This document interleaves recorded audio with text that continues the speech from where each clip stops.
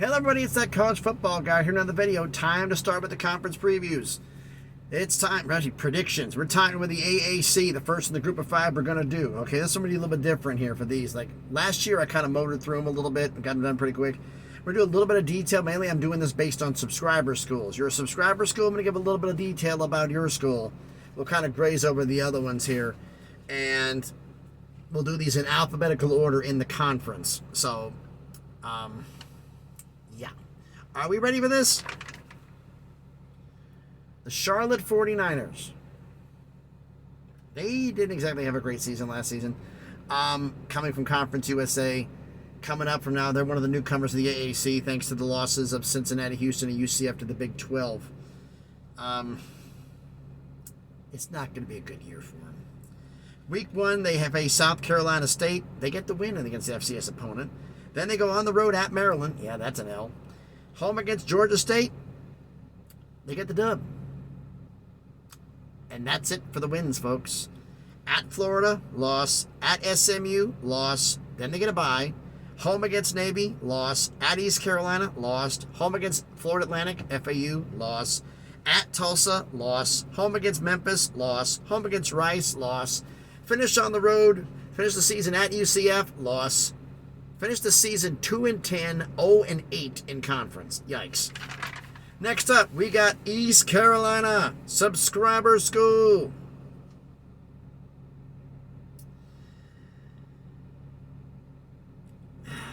East Carolina, you know, the coaching staff, everybody is back. Mike Houston, everybody else, the coaching staff is back. Transfer portal news-wise, pretty much standard for everybody in there. A lot of in, a lot of out. They did pick up I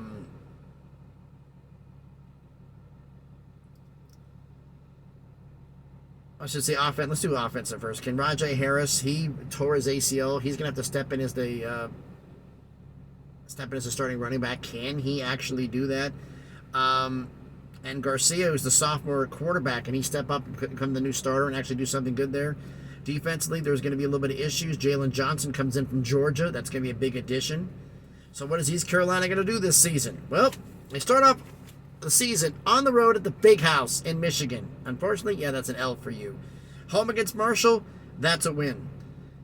At Appalachian State, this is a coin flip game for me. This is whoever's at home, I'm giving the edge. It's at Appalachian State, so unfortunately I'm giving you the loss. Home against Gardner-Webb, yeah, you're blowing them out. There's a win. At Rice, you get the win. Then there's the bye. 5 in front of the bye, 7 out of the bye. Come out of the bye at home against SMU, get the win. Home against Charlotte, get the win. At UTSA, unfortunately, you're going to catch a loss on that one because that's a road game. That's going to be tough for you. Home against Tulane, the star of the conference. I'm pulling you guys to pull the upset and beat Tulane. But unfortunately, it comes with a price. They're going to have the winning hangover where you're just so happy about winning that game that you're going to kind of look past FAU on the road in Miami, and you're going to lose that game. But you're going to come back on the road and beat Navy, finish the season at home against Tulsa. That means you're 8-4 in conference, 8-4 overall record, 6-2 in conference. Next school, we got FAU, Florida Atlantic, who they're another one of the newcomers to the AAC. Let's get into their schedule, shall we? Home against Monmouth to start off the year, FCS opponent, they're going to get the win. Home against Ohio, they'll get a win. Then they go at Clemson, yeah, that's an L. At Illinois, that's another L. So they're 2-2 going into the bye week. Come out of the bye, home against Tulsa. They're going to get a win. At USF, they're going to catch a loss. That's a coin flip type game, but because they're on the road, they're going to lose that game. Home against UTSA, doesn't matter. You're catching an L. At Charlotte, you're getting the win. Charlotte is the worst team in the AAC by far. At UAB, catching the L. Home against East Carolina, because East Carolina's going to have the hangover game against Tulane. You're going to catch a win. But then the problem is you're going to play Tulane next and get your doors blown off. Even though you're at home, you're going to lose. And at Rice to finish the season, you lose as well. So you finish the season 5-7, 3-5 in conference. Next we have Memphis, another subscriber school. Get my Memphis notes up here. Ryan Silverfield, the head coach, is back, and both of his coordinators are back for their second season. Hope we get some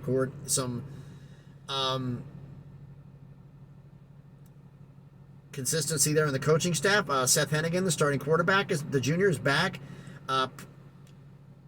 Priestkun, the tight end, went to Ole Miss, unfortunately. That's going to be a little bit of loss, but Blankenshee, who I mentioned about the Toledo video, came in from Toledo, their star wide receiver. You add them in. Defensively, your top 2 tacklers are gone, but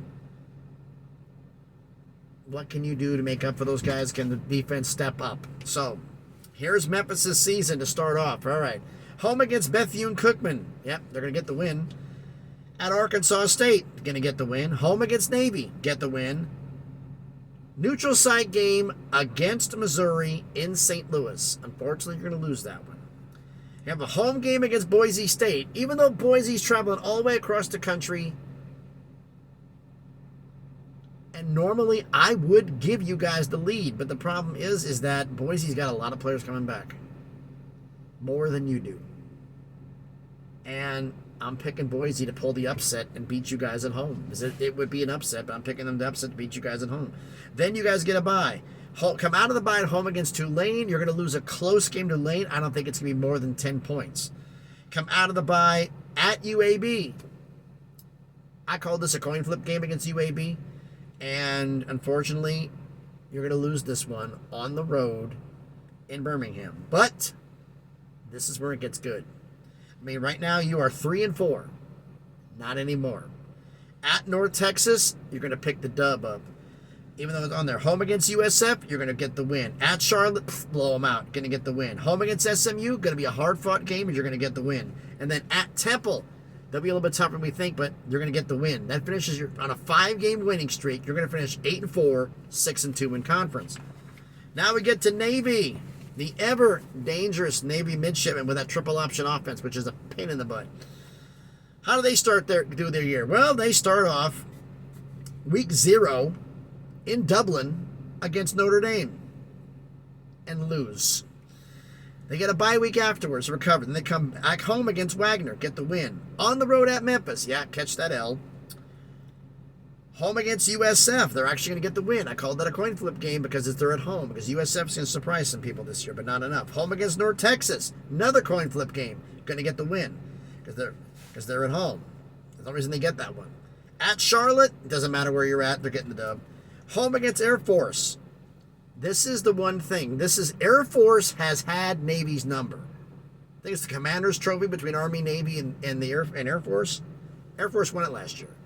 Their triple option is better than Navy's triple option. Air Force is going to beat you. Then they get the bye week. So 6 in front of the bye, 6 after. Your second bye, I should say here.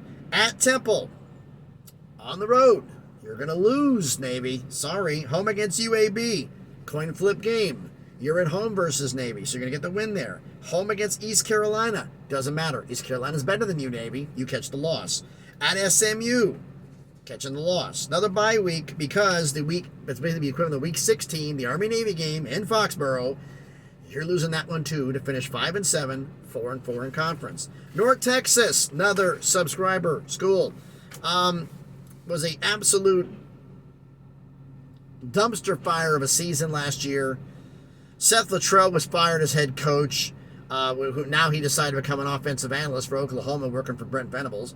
Chad Morris comes in from Incarnate Word. He has had head coaching experience all over. He comes in as offensive coordinator. Jordan Davis was his offensive coordinator and wide receivers coach at Incarnate Word. And Matt Capone, I believe his name is the defensive coordinator. He was the DB's coach at Iowa State. So that's going to be good. Plus Chad Morris works with DBs as well. So that defense is going to be good. Their offensive line is probably one of the key points of this game because you're starting quarterback left, and now you have Chandler, I can't remember, Rogan from Louisiana Monroe coming in. Your offensive line was 5th in the nation for fewest sacks allowed, and they're back. So that's going to be very important here. You also lost some players on the defensive side of the ball, but you brought in Phillip Hill from UNLV, who was a stud in the Mountain West. And since Morris and both work on DBs, the DBs are going to be stout on there. You've lost players. I'm not going to mention all of them. Quite a few players of the SEC teams, but I think you're going to do well here. Now, are you going to be as bad as you were last season? In a word, no. Start off the season at home against Cal. Everybody and his mother is picking Cal to beat you, except me. Cal doesn't know what conference they're going to be in. This is the first game after finding out the Pac-12 has imploded. They're going to be at home. They're going to be not knowing what up from down is. They're going to be out of it. They're going to be at Magnus. You got a new head coach who's coming in. You should be the one, and they're going to overlook you, and you're going to beat them. It may take overtime, but I'm picking North Texas to upset Cal. At FIU, you're going to get the win there against Florida National. At Louisiana Tech, that's going to be a tough game. But you're going to pick up the win at Louisiana Tech. Then you get the bye week. Come out of the bye at home against FCS School Abilene Christian. You get the win there. At Navy, coin flip game. You're on the road. Fortunately, you lose that one game. Home against Temple. You're going to win that game. Then comes the rough run because you got 4 tough schools to play. At Tulane, catching the L. Home against Memphis, catching the L. Home against Texas San Antonio. Tough school. Going to catch the L on that one as well. At SMU. SMU's going to be a good team this year. You're going to catch the loss on that one. If it had been home, I might have given you the shot. But SMU on the road, you're losing. At Tulsa.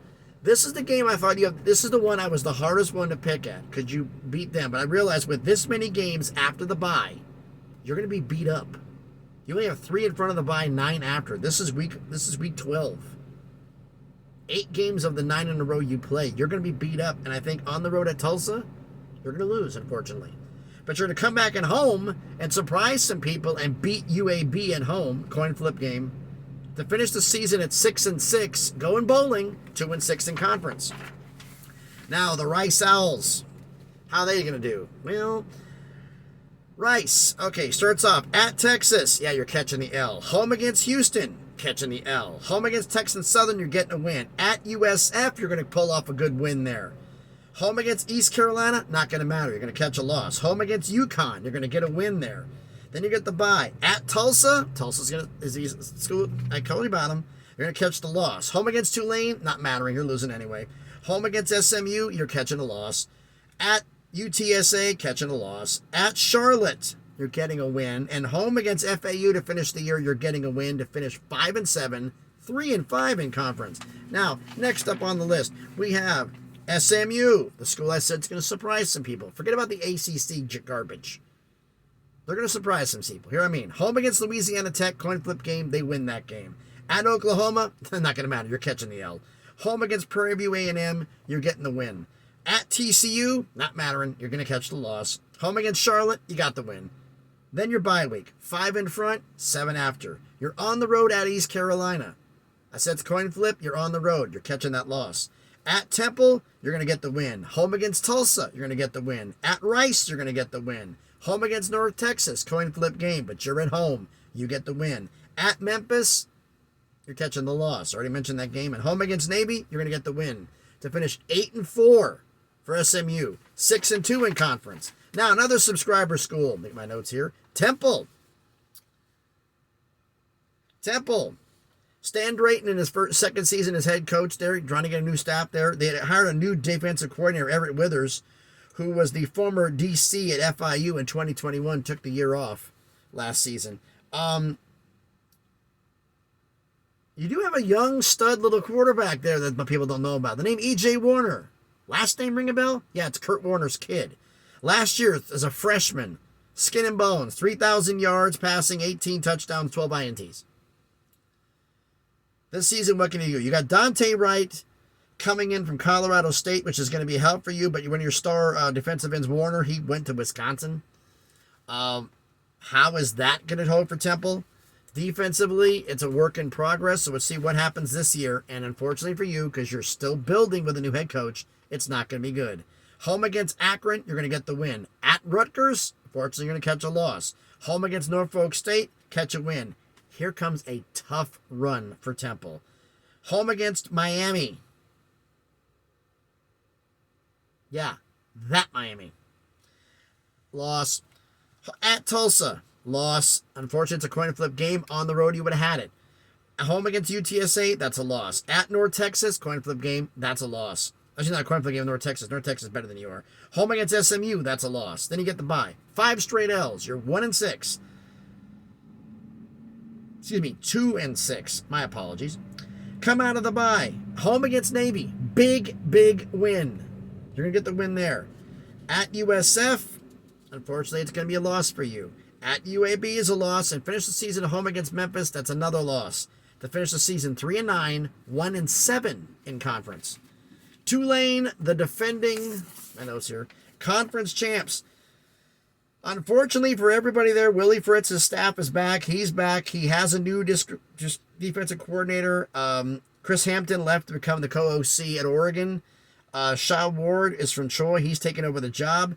And unfortunately for everybody, Michael Pratt is back at quarterback. Ty J. Sparks, the halfback's off to the NFL. How's that going to fill in there? Their top 5 tacklers on defense are all gone. So how's this going to work? Well, for Tulane, here's how it's going to go.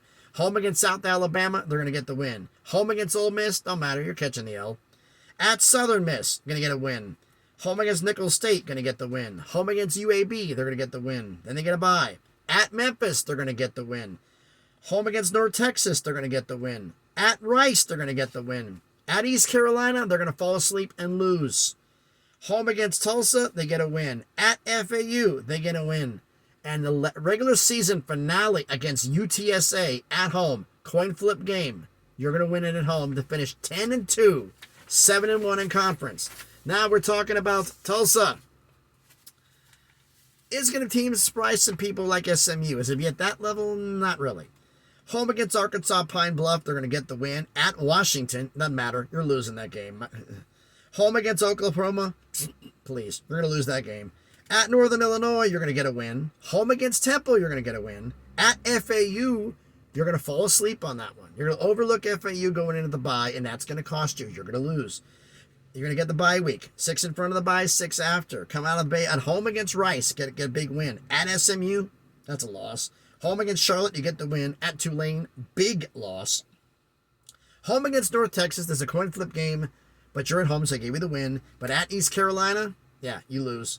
So Tulsa finishes 6-6, 4-4 in conference. Now, UAB with a brand new coaching staff. Trent Dilfer comes in from, I forgot the school he is, it's Christian High School in Tennessee, to be the new head coach with his staff. How's it going to work out for UAB? Well, they're going to start off the season at week 0 against North Carolina A&T from FCS. They're going to get a win. Then they get a bye week. They're going to go on the road at Georgia Southern. You're not going to do too well. You're going to lose that game. That's a coin flip game. Home against Louisiana. Louisiana can't figure up and down since Sunbelt Billy Napier left, so you're going to get the win there. At Georgia. How bad are you going to lose? And lose that game. Home against Tulane. There's another L. Home against USF. You're going to catch a win. At UTSA. No, you're catching an L there. Home against Memphis. This is a coin flip game. This is going to be a tough game, but I'm picking you guys to win this game, so that gives you the win. Then you're going to have the bye. You're on the road at FAU, out of the bye. You catch the win. You're going to be at Navy.